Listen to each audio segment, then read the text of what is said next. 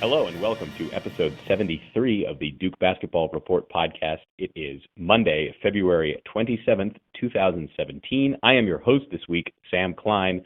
I am calling you from Denver, Colorado. I am joined by my two usual co-hosts in Washington, D.C., Donald Wine. Hey, what's going on, everybody? And still recovering from a wild night at the Oscars at his home in Atlanta, Georgia, Jason Evans. Yeah, last night was unbelievable. If you're a movie person, and everybody knows I'm a big movie buff, I was watching, I couldn't believe it. I kept on hitting rewind on my DVR to watch it over and over and over again, saying, how did this happen? How did this happen? Which is kind of how I felt earlier in the week when Duke played Syracuse. How did this happen? How did this happen? You stole my transition about how did this happen? Sorry. How did this happen? Two games this week, one with a shocking ending and one just with a sort of pathetic pace to it. Duke lost twice this week on the road, once at Syracuse on a buzzer beater. Final score of that game was 78-75, and then over the weekend against Miami, as I noted, a lackluster performance that ended with a score of 55-50. So Jason, I'll start with you. I guess we can take them one at a time. Let's start with Syracuse. What were your impressions of that game? Well, Duke fans know the name Bootsy Thornton. Bootsy Thornton, of course, was the star for St. John's. Actually, he wasn't a star. He was a good player, but not like you don't game plan against him. And Bootsy Thornton, on consecutive occasions when Duke played St. John's, I want to say it was in the 1990s. I think it was the late 90s, perhaps.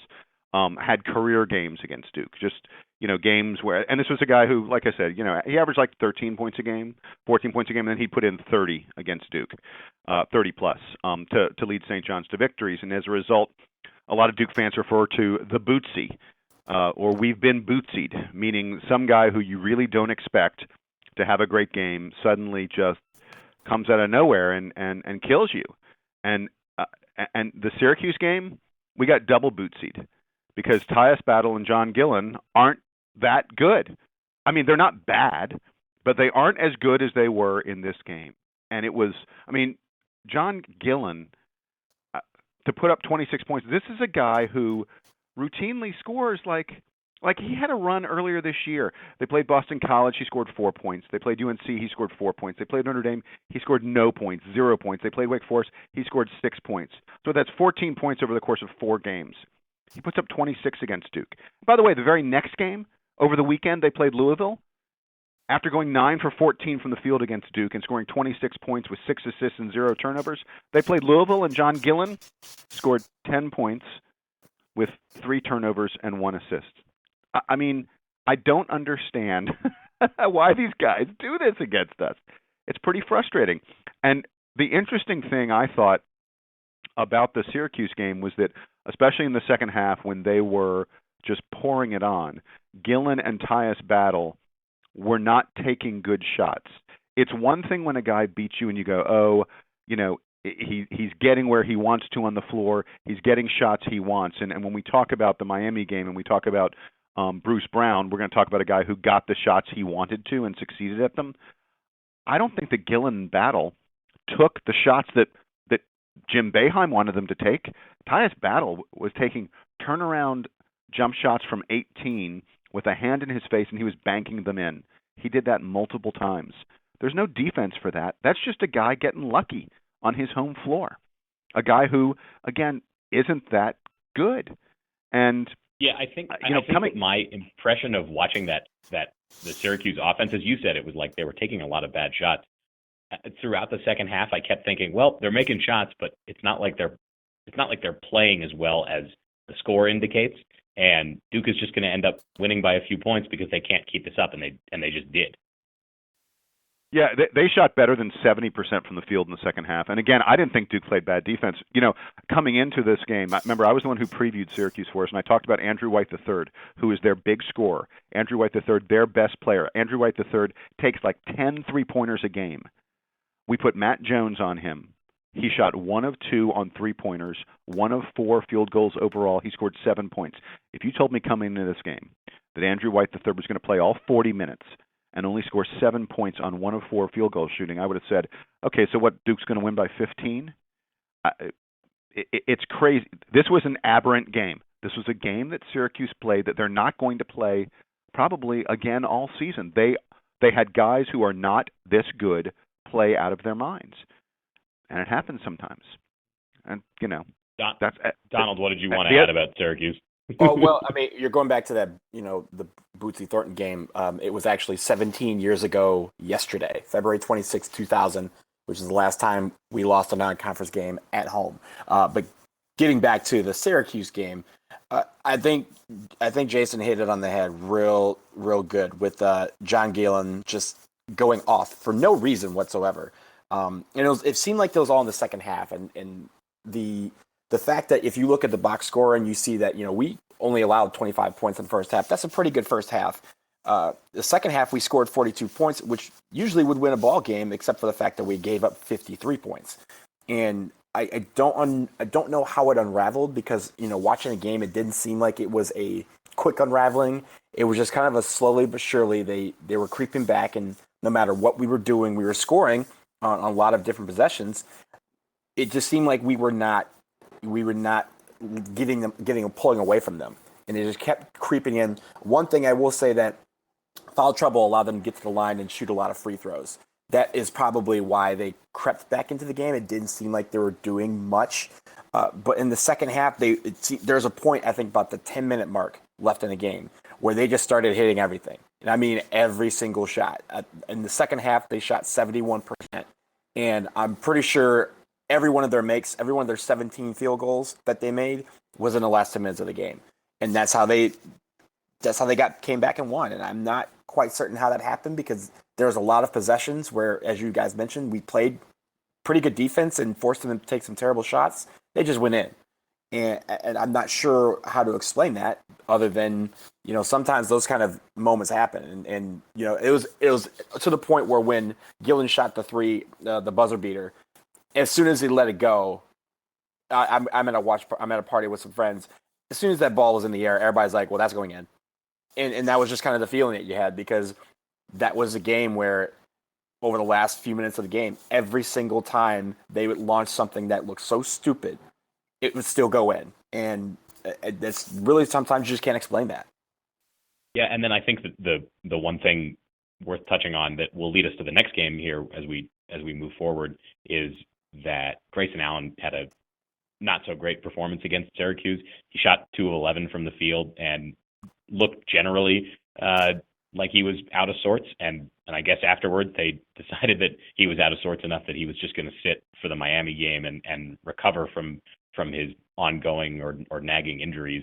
And I think that we've discussed at length what he means to this team and what a fully healthy Grayson Allen does for the prospects of this Duke team headed into the tournament. And I think that it's a shame that we haven't gotten to see him recently be fully healthy to show off all that he can do. And it was clear against Syracuse. And so as we look ahead at Miami, Grayson Allen doesn't play. So Donald, you're more familiar, I think, with Miami than Jason and I are. What did you see that? And really, I want to focus on Duke's offense. What is it that Miami was doing that made it so hard for Duke to score? They only scored 50 points in this game.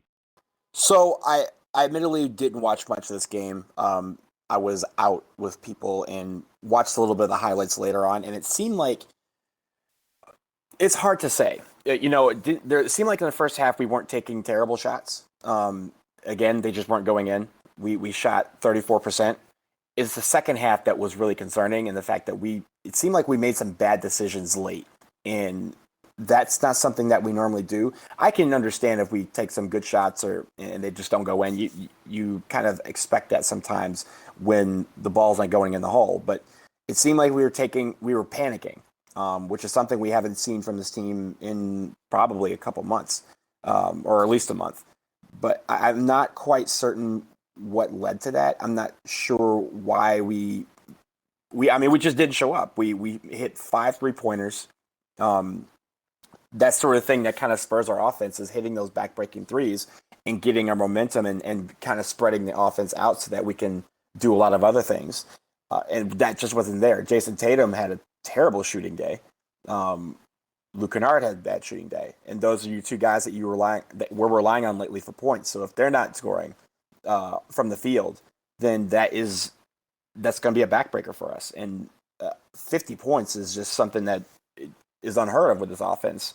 And I'm not sure what led to the off day, but everyone seemed to catch it at the wrong time. And Miami exposed that. Miami's not a great shooting team either. They didn't shoot well for the whole game. They shot 39%, 38% from the floor for the whole game. So they were taking terrible shots too. And you could say it's a tribute to great defense on both ends, but I think in the end we just didn't come to play on the offensive end and thought that we could do just enough to get by with a big week coming up. Maybe we're looking ahead to Florida State. Maybe we're looking ahead to UNC. But we should have been looking at Miami, and Miami kicked us in the teeth in just I don't know. It was a terrible offensive display. Yeah, I got a question for both of you. Oh, yeah, sure.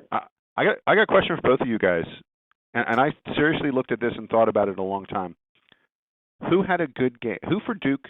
Not even a good game. Who for Duke had even a decent game against Miami? I guess maybe Frank Jackson. See, I thought Frank Jackson, even though he shot well and was aggressive, and I liked that, I guess you would say he had a decent game. He had some atrocious turnovers. I mean, just god-awful turnovers. Duke had a bunch of really, really bad turnovers, most of which occurred either at key moments or in ways that allowed Miami to take off and get a fast break very, very quickly and easy points against us. By the way, speaking of fast breaks, Duke's conversion percentage on like 2-on-1s this week was like maybe 5%. Against Syracuse and Miami, it seemed like every time we had a 2-on-1 or 3-on-1 fast break, we threw it away or we missed the shot. It was we were terrible on the fast break.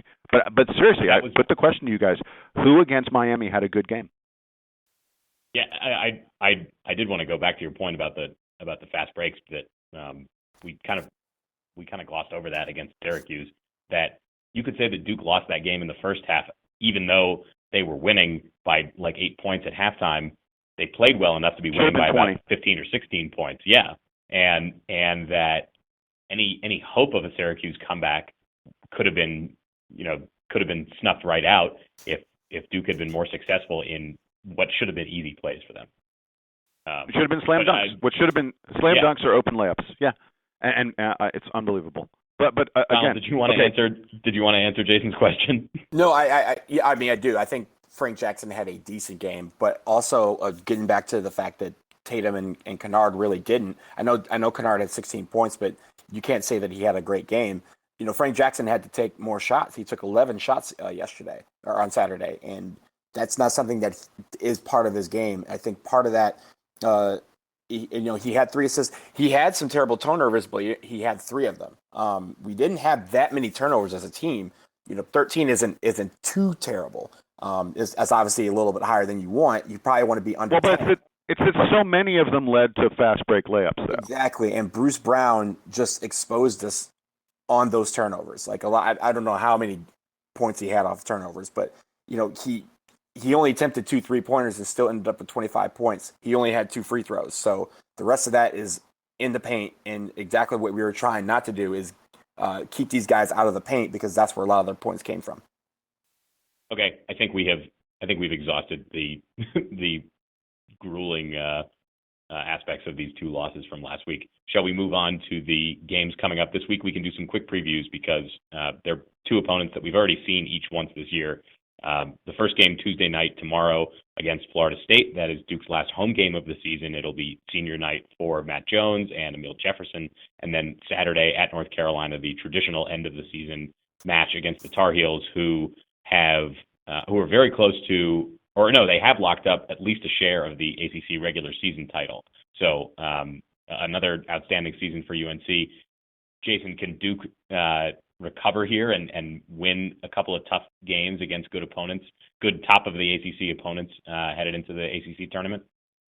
Well, you certainly would hope so. I mean, if you look at the ACC standings, it is unbelievably bunched there in the middle.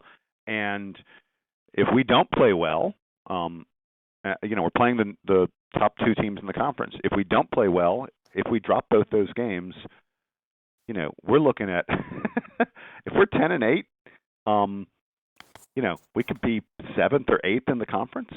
It's really not out of the realm of possibility. Although the real distinction here that we're looking at, if we're talking about the ACC standings, is being top 4 versus being next 4. If we're, I think it's going to be tough for us to drop out of the top 8 and therefore have to play an additional ACC game. But like you said, Duke is still fighting for and in contention for one of those top 4 seeds and 2 days worth of buys in the tournament.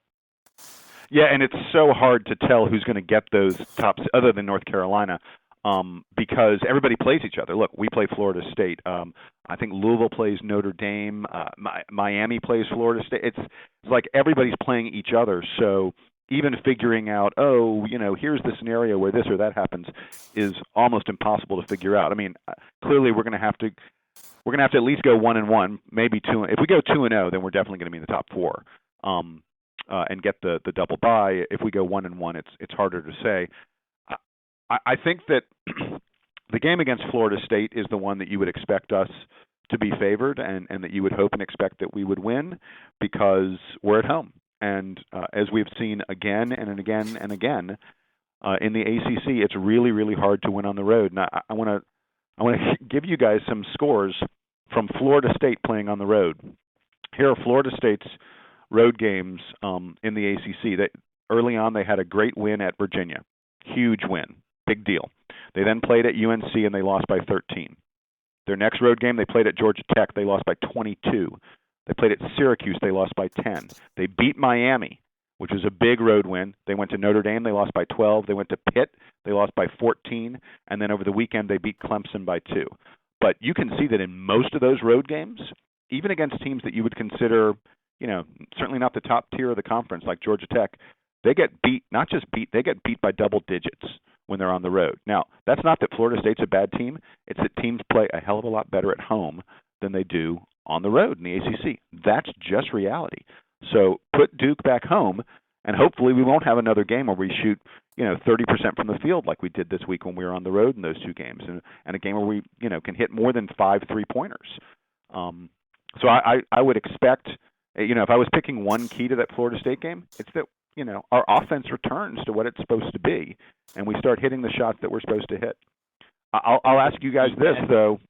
Yeah. Do you think Jefferson was also limited in the Miami game? I'm wondering if Allen and Jefferson play. I guess they'll play because Jefferson's a senior and he wants to play in his final game, but I really wonder how much those guys will play against Florida State, just because they're still clearly hurt.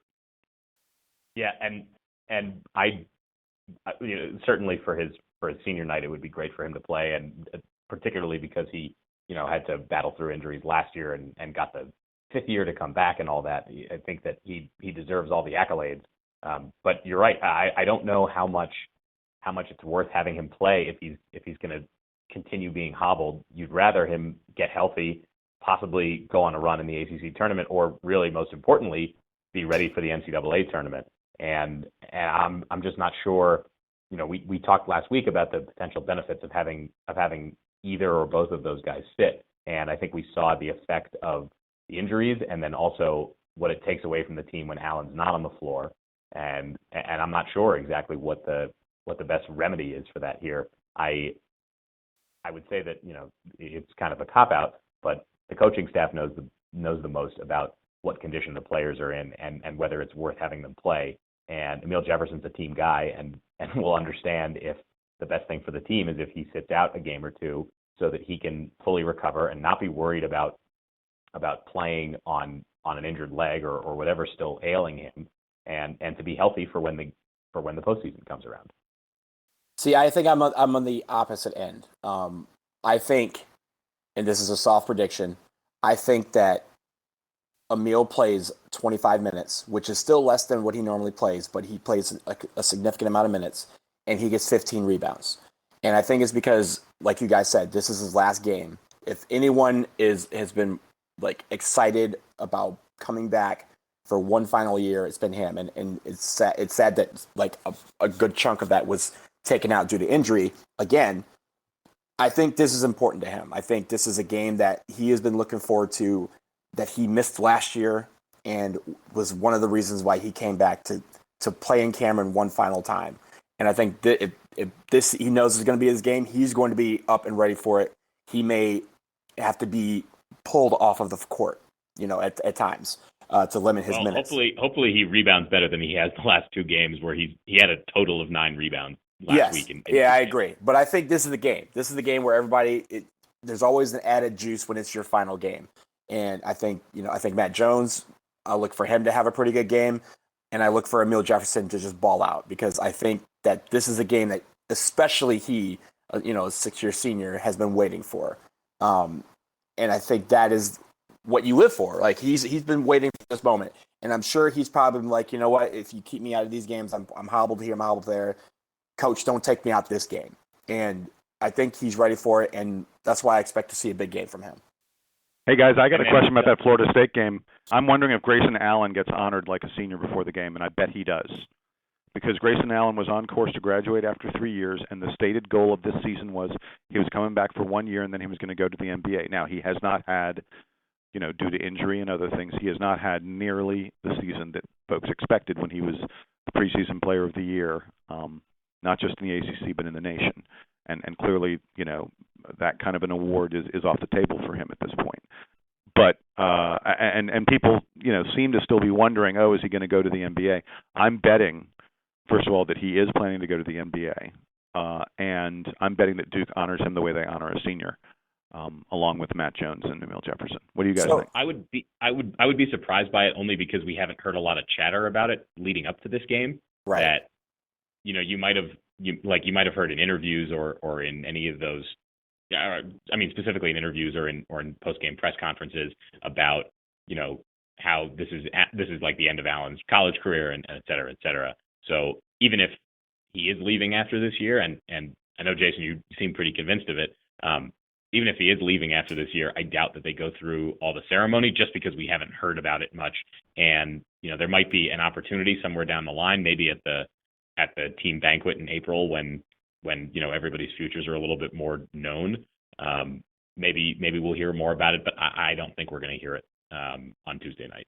I don't either, and the reason why I think this is a little different than the Jason Williams situation. Jason Williams, when he came back, he announced, hey, I'm coming back, I'm staying 1 more year, I am graduating, and I'm going to the NBA after that.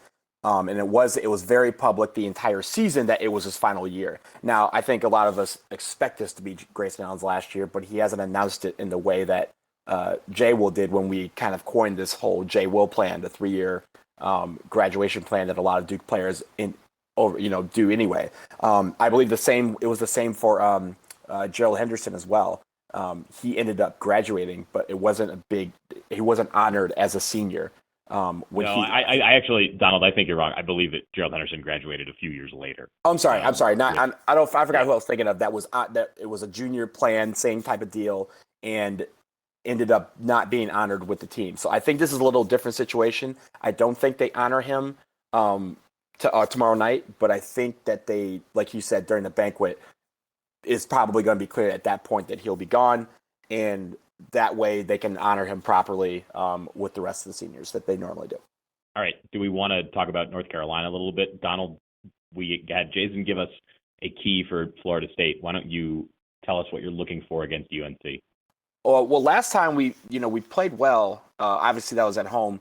This is a game that we want to mess up for them. A lot of people talk about senior night, and we just talked about it for us and how people like to get up for senior night to send the guys off right. This is one where we get a chance to ruin a senior night. UNC has done that to us on several occasions. We've done it to them on several occasions. And what I'm looking for is play on the defensive end that will spur our offense. And that's rebounding, that's perimeter defense, that's interior defense.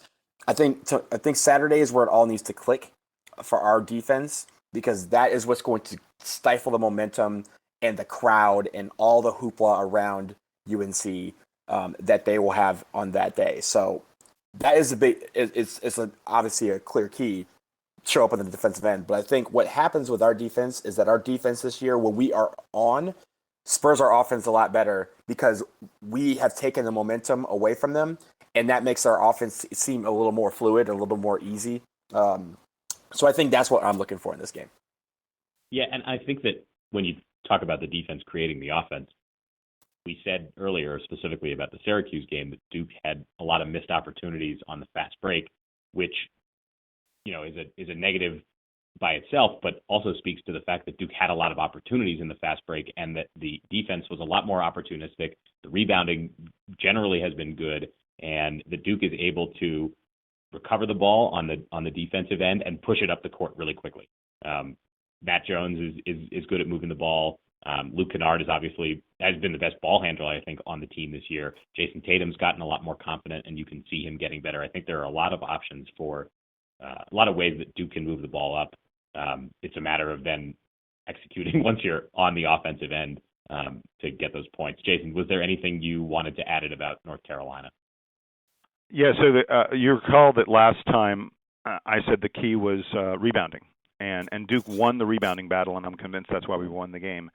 I again think rebounding, especially keeping them off the offensive boards, is going to be so huge. Did you guys see what they did to Pitt over the weekend?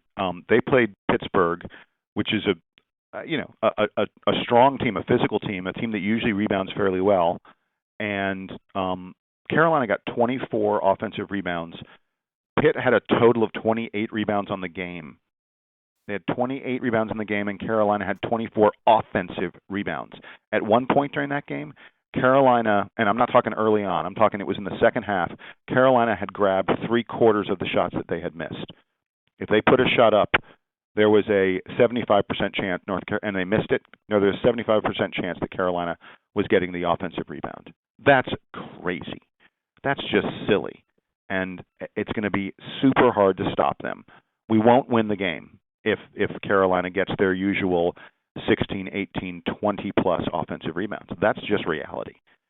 And Isaiah Hicks is healthy in this game, so that helps them, because he wasn't available for the last one. Yep. And I'll tell you the other interesting thing that I've noticed about Carolina recently, they are an incredible passing team. They do a great job of sharing the ball against Pittsburgh. And again, I'm hearkening on just one game, but it's very telling. They had 23 assists. Now, who do you think led them in assists? Because it wasn't their point guard, Joel Berry. It was Theo Pinson, who had 7. No, it was Kennedy Meeks from getting all the offensive rebounds. I know. Theo Pinson had 7 assists. Isaiah Hicks had 6 assists. And that's because Carolina does an incredible job of passing on the interior, guys driving to the hole and then dumping it off to guys like Kennedy Meeks and guys like Isaiah Hicks and their other big men, Tony Bradley. Kennedy Meeks and Tony Bradley combined against Pittsburgh to shoot 12 out of 14 from the field. That's a pretty good percentage. and a lot of that's because they get easy shots when the other guys are driving and penetrating and dishing it off to them. Carolina had 23 assists on 33 made baskets. That's just a crazy, crazy percentage. And they actually had assists on their first – I was going to say they had assists in their first 13 baskets of the game. Compare that to their performance against us in the game in Cameron a few weeks ago, where UNC only had 13 assists and turned the ball over just 5 times, but only 13 assists. So Duke was able to really lock it up on defense that night, even though UNC scored 78 points. They were sort of out of sorts, and you hope that Duke can repeat the defensive performance like that even on the road. Yeah, and Carolina's going to be so emotional because they want revenge for the game they lost. It's going to be senior night, last game of the season. It's really hard to see a scenario where Duke wins this game unless we shoot crazy good, or unless we can somehow rebound with them, which we were able to do first time. And my big hope is we have seen more and more glimpses and emergences from Harry Giles and Marquise Bolden. And I think both of them will have to play well against Carolina, and I think they both will play against Carolina. Donald, anything else to add on UNC? No, I think that's it. Limit the turnovers, help with the rebounding, play great defense, stifle the momentum of the crowd, and just the Dean Domeness, and you have a ball game. I mean, if you recall, we had the game a couple years ago where we won 74-73, and I think we even had an emergency podcast after that game because it was so unexpected. And I think a win here, some people would say that a win here on Saturday would be unexpected. But if we play the way we've been playing, during that 7-game win streak where we were playing together, we had a lot of assists. We were using each other to feed off of the momentum and just kind of willing ourselves to win. This would be an unexpected win, but it'd probably be the sweetest because UNC somehow has defied all expectations and really ran this league for most of the season. And I think beating them on their home floor will give them something that the rest of the nation will say, oh, Duke may not be playing well, but they clearly have the answer against North Carolina, who we're really worried about. So I think that's what this game is going to be about. And I think if we have the guts and if we have the will, then we can make this a ball game, and I'm looking forward to it.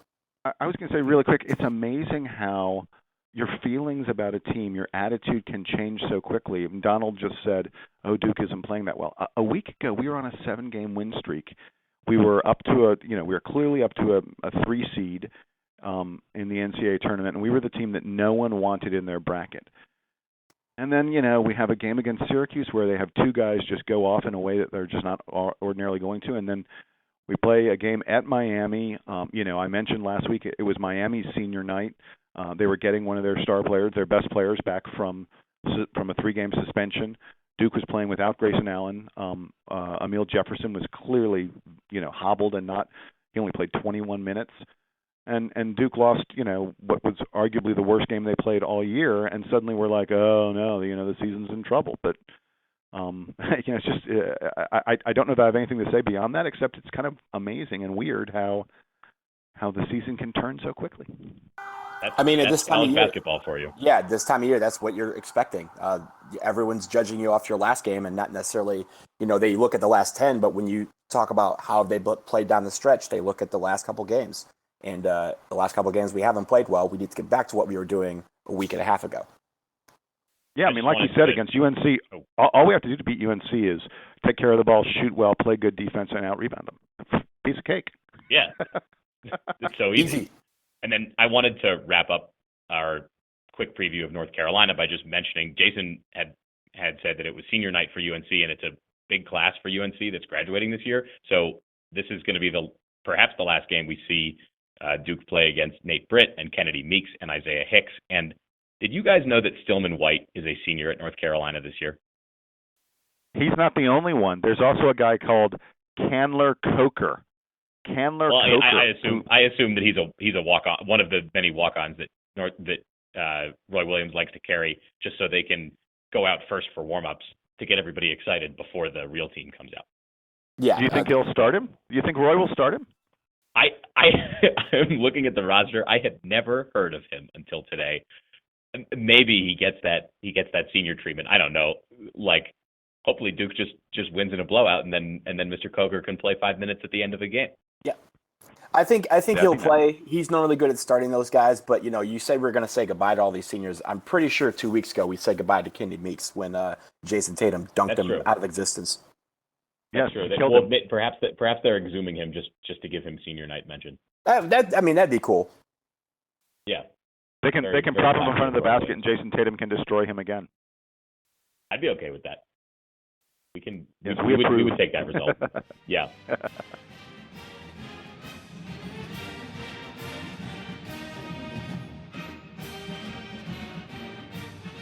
All right, let's wrap up here with our standard agenda. We'll do a quick player of the week, which might be the saddest player of the week we've had in the last month or two, and then we'll do parting shots. So, Donald, give me a player of the week.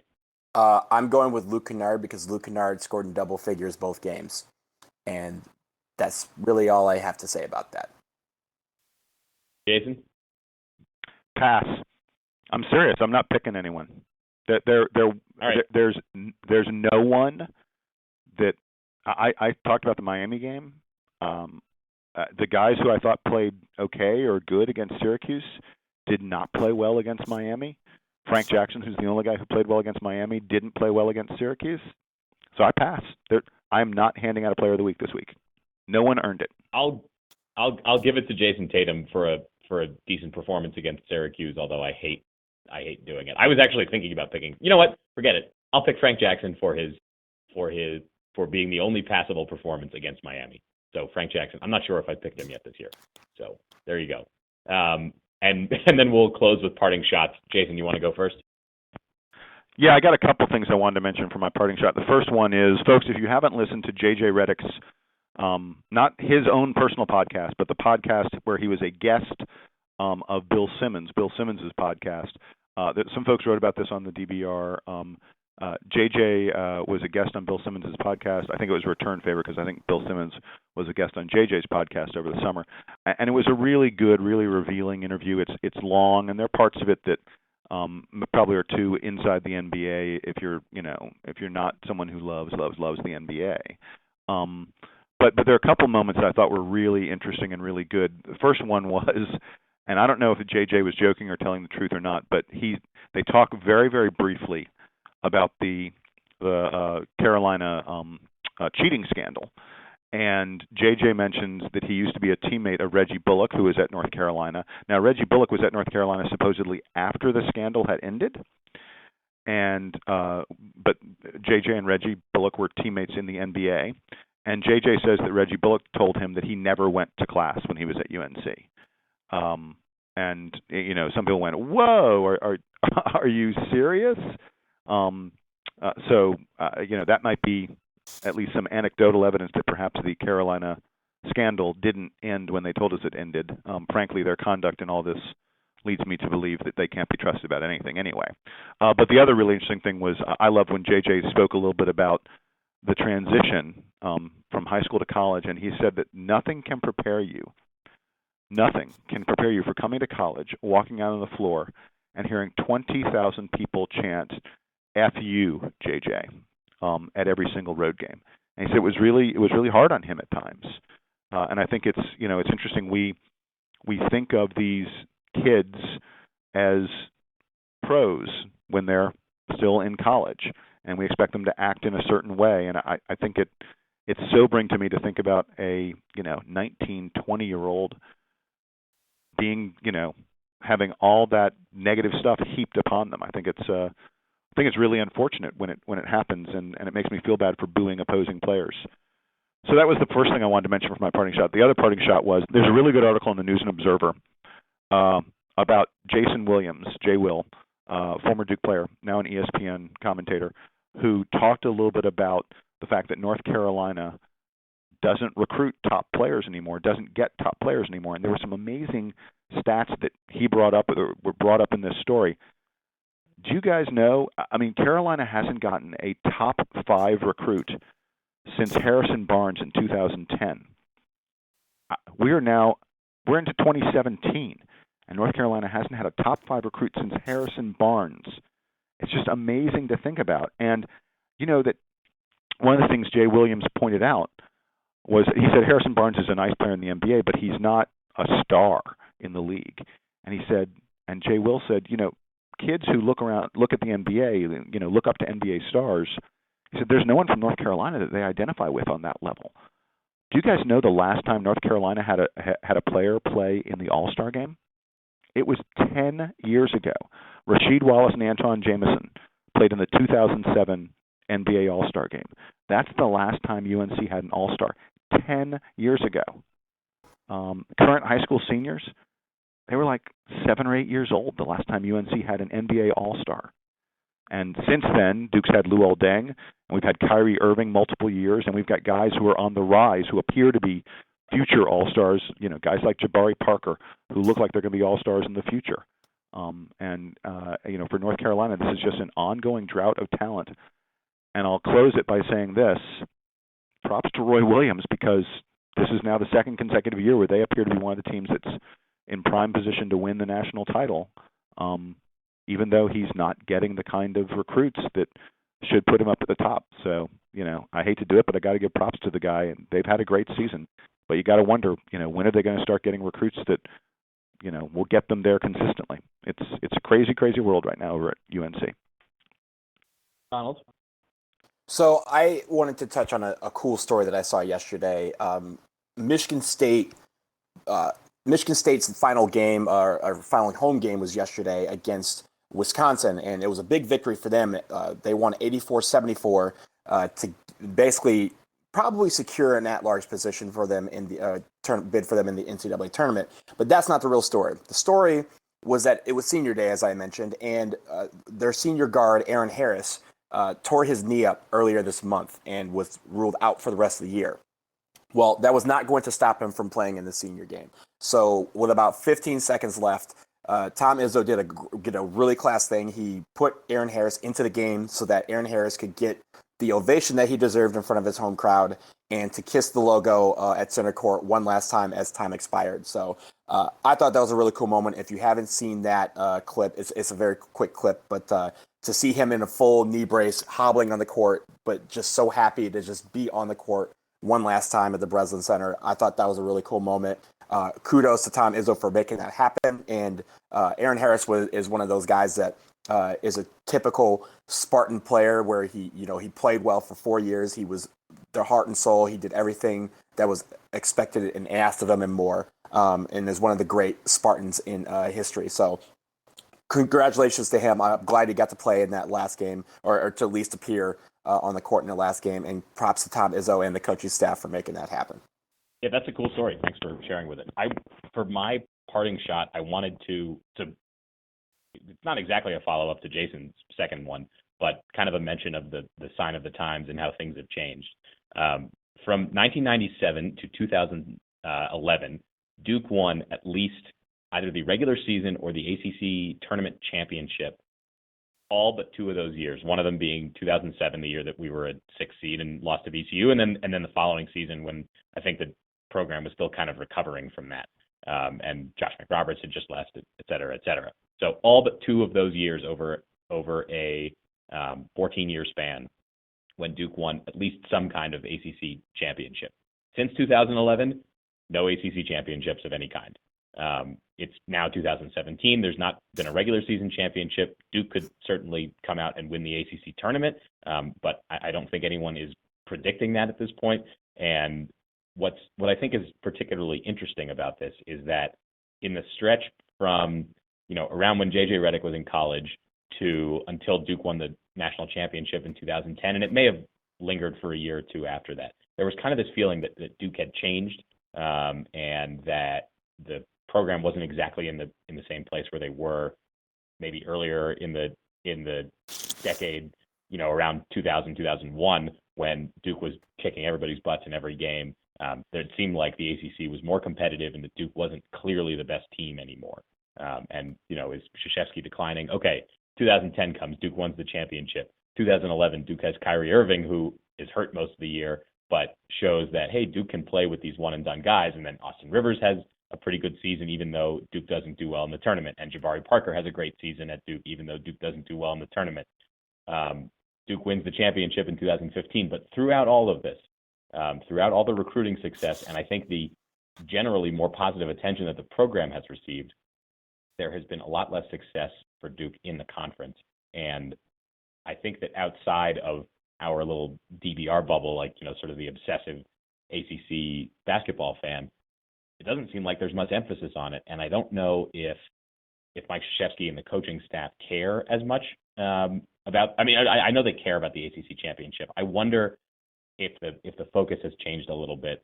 And I don't know if it's a good thing or a bad thing. It's just a different thing. But I thought it was an interesting thing to note that Duke hasn't won an ACC championship in that long, even though obviously there have been two national championships in the last 7 years. So it's not like we have much to complain about, but it is a little bit of a different story than it was for Duke before. That's amazing. So, if you had me think about it, I would have said, "Oh yeah, you're right." But just hearing it, it's remarkable for a program that almost everyone considers to be, the best or number 2, certainly one of the top 2 or 3 programs in the country. We haven't won a conference regular season or postseason title in 6 years, in a long time. And meanwhile, by the way, this past week, Kansas clinched their 753rd consecutive regular season Big 12 title, I believe. Right. So I was going to say it's interesting. Wait, was it 757 or 758? I'm not quite sure. I lost count. Yeah. I'm not. Kansas, it was one of those. I believe Kansas has won the Big 12 every year that I've been alive, or something close to it. So, and that it's been every year under Bill Self. he's that guy. That's one of the most amazing. He's an unbelievable coach. Yeah, it is absolutely. And I remember earlier this year there was a point at which where both West Virginia and Baylor, I think we're ahead of Kansas in the standings, or they're both in the top 5, and I was like, this is the year Kansas is finally not going to win the title, win the Big 12 regular season title this year. I was wrong. and they did it again. Yep, they do it. They do it every year. It is One final thing. Side note to all this. I had another final parting shot. Quick love to the Duke women's basketball team. They trounced UNC the other day over the weekend. I think it was 93-71. Nice. So props to them. I was going to show them some love. I totally forgot. My bad, ladies. You guys deserve that love. And go to hell, Carolina. All right. That's a great way to end it. Carolina can absolutely go to hell. We'll talk to you again after the regular season is over to discuss the upcoming ACC tournament. Until then, for Donald Wine and Jason Evans, I am Sam Klein. This has been the Duke Basketball Report podcast. Duke fans, take us home.